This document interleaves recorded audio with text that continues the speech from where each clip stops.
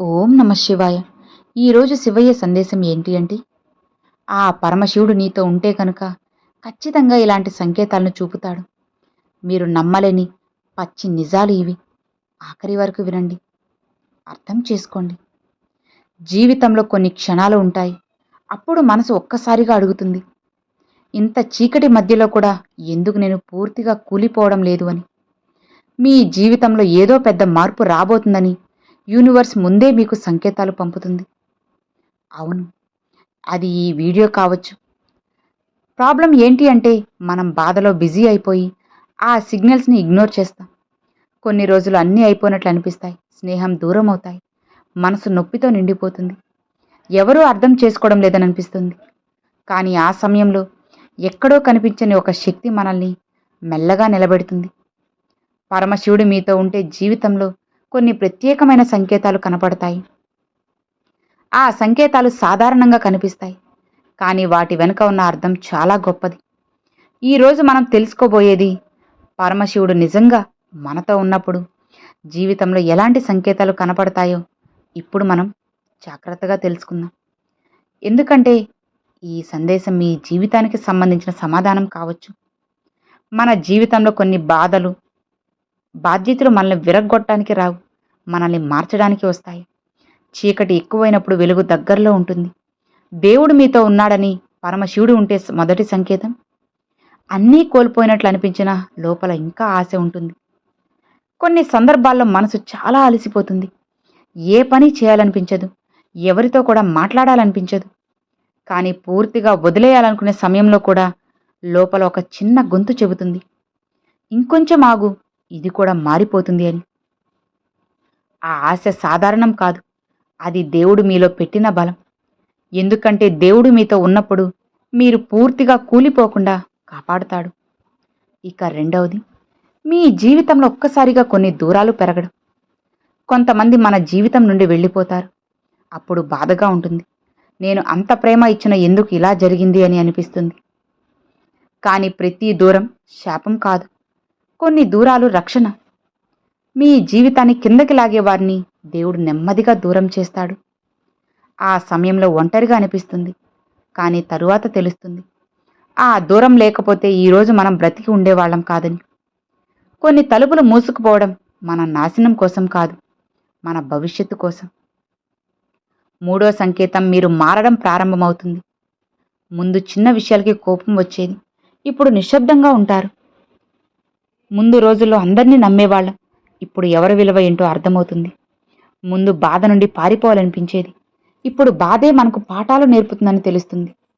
ఈ మార్పు సాధారణం కాదు, దేవుడు మీ ఆత్మని బలంగా తయారు చేస్తున్న సంకేతం. ఎందుకంటే పెద్ద ఆశీర్వాదం వచ్చే ముందు మనసుని సిద్ధం చేస్తాడు. ఇక నాలుగో సంకేతం, అనుకోని సమయంలో సహాయం రావడం. కొన్ని రోజుల్లో మనకు ఎవరూ లేరని అనిపిస్తుంది, కానీ ఆ సమయంలో ఎక్కడి నుంచో ఒక మనిషి వచ్చి ధైర్యం చెబుతారు.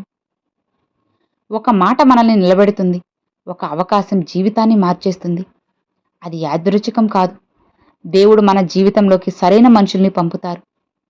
ఒక్కసారి మనసులో పూర్తిగా విరిగిపోయిన తర్వాత చిన్న ప్రేమ కూడా కన్నీళ్లు తెప్పిస్తుంది. ఎందుకంటే బాధలో ఉన్న మనసుకి ఒక మంచి మాటే పెద్ద వరం. ఇక ఐదవది, మీరు ఒంటరిగా ఉన్నప్పుడు కూడా లోపల ప్రశాంతత అనిపించడం. ప్రపంచం మొత్తం మీకు వ్యతిరేకంగా ఉన్నట్లు అనిపించినా లోపల ఒక నిశ్శబ్దమైన ధైర్యం. ఏదో ఒక రోజు నా జీవితం మారుతుంది అనే నమ్మకం ఉంటుంది. ఆ నమ్మకం దేవుని స్పర్శ. ఎందుకంటే దేవుడు మీతో ఉన్నప్పుడు బయట తుఫాను ఉన్నా లోపల శాంతి ఇస్తాడు. అవును, జీవితంలో ప్రతి కన్నీటి వెనుక ఒక కారణం ఉంటుంది. ప్రతి నిరాశ వెనుక ఒక కొత్త దారి ఉంటుంది. మనకు కనిపించేది బాధ మాత్రమే, కానీ దేవుడికి కనిపించేది మన భవిష్యత్తు. కొన్ని రాత్రుల్లో నిద్ర పట్టదు, గుండె నిండా భయం, నా జీవితం ఎటు వెళ్తోంది అనే ప్రశ్న వేధిస్తుంది. అప్పుడు గుర్తుపెట్టుకోండి, దేవుడు ఆలస్యం చేయొచ్చు కానీ వదిలిపెట్టడు. మీరు ఇప్పుడు ఎదుర్కొంటున్న కష్టం మీ బలాన్ని పెంచడానికి వచ్చిందేమో. మీరు ఇప్పుడే కోల్పోయింది మీకోసం కాకపోయిందేమో.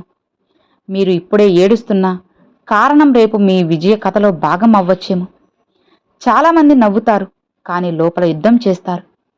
ప్రతిరోజు నవ్వుతూ తిరిగే మనిషి కూడా రాత్రి ఒంటరిగా కన్నీళ్లు పెట్టుకోవచ్చు. అందుకే ఎవరి జీవితాన్ని తక్కువ అంచనా వేయకండి.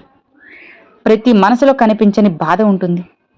ఒక్కటి మాత్రం నిజం, పరమశివుడు మీతో ఉంటే మీరు ఎన్నిసార్లు పడిపోయినా మళ్ళీ లేపుతారు. ఎందుకంటే మీ కథ ఇంకా పూర్తి కాలేదు. ఈ ప్రపంచం మిమ్మల్ని తిరస్కరించొచ్చు, మీ కష్టాన్ని ఎవరూ గుర్తించకపోవచ్చు, మీ మంచితనాన్ని చాలామంది ఉపయోగించుకోవచ్చు. కానీ దేవుడు చూస్తూనే ఉంటాడు. మీరు రాత్రులు మౌనంగా ఏడ్చిన క్షణాలు తెలుసు, ఎవరితో చెప్పుకోలేని బాధ కూడా తెలుసు, బయట బలంగా నటిస్తూ లోపల విరిగిపోయిన రోజులు కూడా తెలుసు. అందుకే ఈరోజు ఒక విషయం గట్టిగా గుర్తుపెట్టుకోండి, దేవుడు మీ జీవితంలో ఆలస్యంగా కనిపించినా సరైన సమయంలోనే వస్తాడు. ఒక్కసారి దేవుని సమయం మొదలైతే జీవితం పూర్తిగా మారిపోతుంది. ఇప్పటి బాధ రేపటి బలం, ఇప్పటి కన్నీళ్లు రేపటి ఆనందంగా మారుతాయి, ఇప్పటి ఓటంలో రేపటి విజయానికి మెట్లవుతాయి. కాబట్టి మీరు ఏం భయపడకండి. ప్రతి మనసుకి ఒక మాట ఉంటుంది. మీరు ఒంటరిగా లేరు. మీ బాధని పరమశివుడు చూస్తున్నాడు.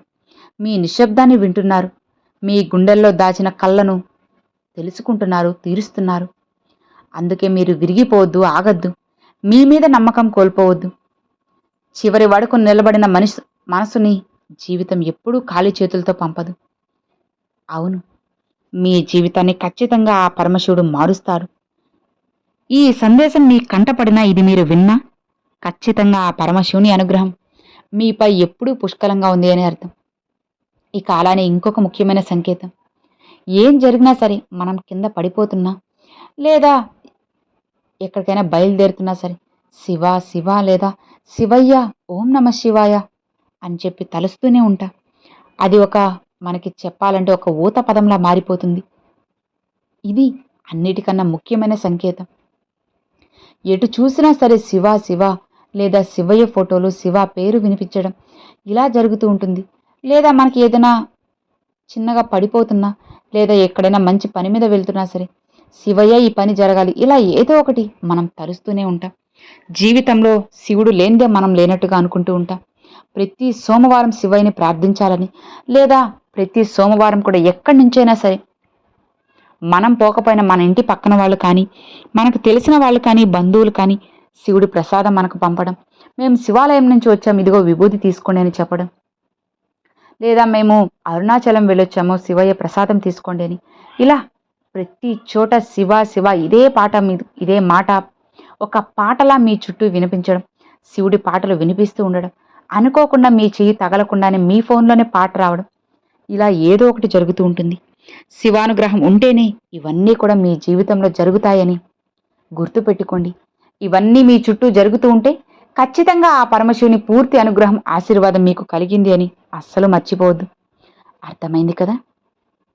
శివయ్యని నమ్ముకున్న వాళ్ళకి ఎప్పుడూ కూడా మంచే జరుగుతుంది. ఈ వీడియో నచ్చితే లైక్ చేయండి, మరికొంతమంది మీ ఫ్రెండ్స్ అండ్ ఫ్యామిలీస్కి షేర్ చేయండి. ఫస్ట్గా మన ఛానల్ చూసే సబ్స్క్రైబ్ చేసి సపోర్ట్ చేయండి ఫ్రెండ్స్. Thanks for watching. ఓం నమ శివాయ. శివాయ నమః.